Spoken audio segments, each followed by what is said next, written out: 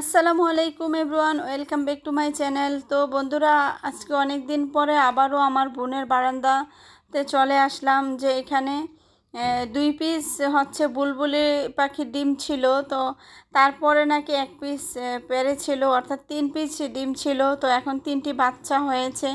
তো আমি যেহেতু আসছি, আসার পরে হচ্ছে ভিডিওটা করলাম, যেহেতু আপনাদেরকে বলেছিলাম যে আমি যখন বেবি হবে তখন আপনাদেরকে দেখাবো। আর এই যে দেখেন, আমি আঙ্গুল দিয়ে ওদেরকে যখন আঙ্গুলটা কাছে নিয়েছি তখন ওরা হা করতেছে, ভাবতেছিল যে ওর মা হয়তো খাবার নিয়ে আসছে। তো এই যে আমি ওর পাশে দাঁড়াতে ওর মা দৌড়ে চলে আসলো। তো ও এমনিতে নাকি যখনই ওরা হাত দিয়ে পাখিগুলোকে বাচ্চাগুলোকে ধরতে চায়, আমার বোনের মেয়ে অথবা ওরা ধরতে চায়, তখন কি করে মাটা চলে আসে বা হাতে কামড় দিতে চায়, পাগল হয়ে যায় বাচ্চা।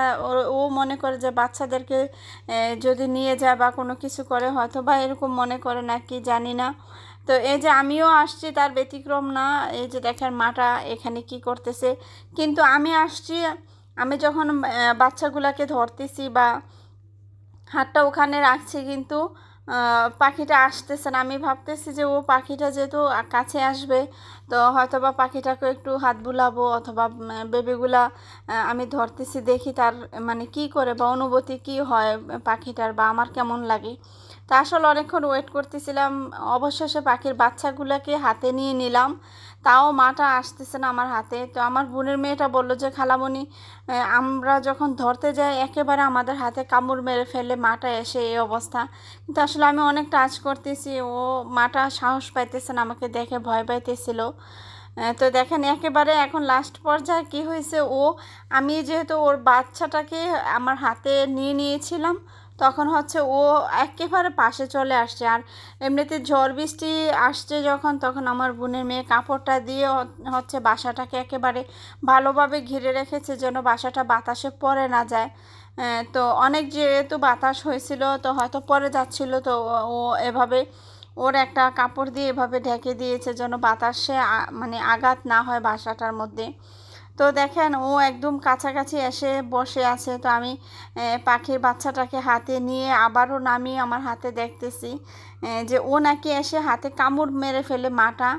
তা আসলে আমি যখন ধরেছি ও কাছে আসে, বাট ও ভয় পাইতেছে আমাকে।